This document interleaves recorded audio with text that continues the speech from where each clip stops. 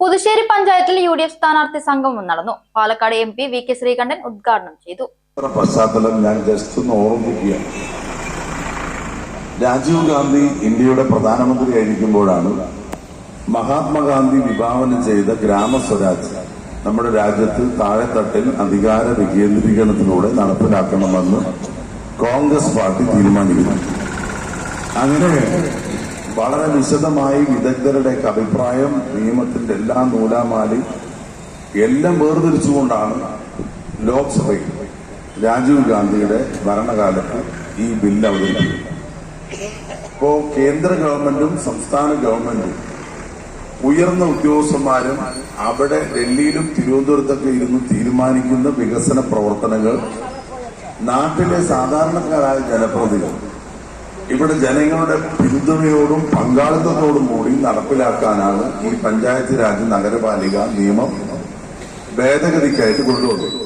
Palakkad MP VK Sreekandan Puthussery ഗ്രാമപഞ്ചായത്തിൽ മത്സരിക്കുന്ന UDF സ്ഥാനാർത്ഥികളെ വിജയിപ്പിക്കണമെന്ന അഭ്യർത്ഥനയുമായി കഞ്ചിക്കോട് സത്രപ്പടി ജംഗ്ഷനിൽ ജനങ്ങളെ നേരിൽ കണ്ട് വോട്ട് അഭ്യർത്ഥിക്കുകയും പൊതുയോഗത്തിൽ പ്രസംഗിക്കുകയും ചെയ്തു. ശബരിമലയിലെ സ്വർണ്ണപ്പാളി വിവാദം, വിലക്കയറ്റവും തൊഴിലില്ലായ്മയും, വൈദ്യുത ചാർജ്, ശുദ്ധജല ചാർജ് വർധനയും ജനങ്ങൾക്കിടയിൽ പ്രതിഫലിച്ചു.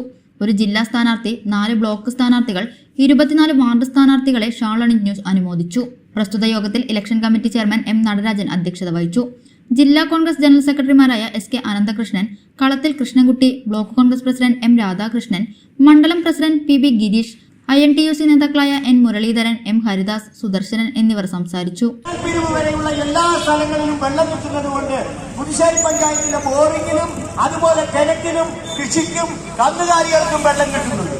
എന്നാൽ ഇന്ന് അത് വറ്റിക്കാനുള്ള തീരുമാനം ആരെടുത്തിരിക്കുന്നു? പഞ്ചായത്ത് ഭരണസമിതി ആ ചെക്ക് ഡാമിലെ വെള്ളങ്ങളെ വറ്റിക്കാൻ തീരുമാനമെടുത്തിരിക്കുന്നു. എന്താ തീരുമാനം?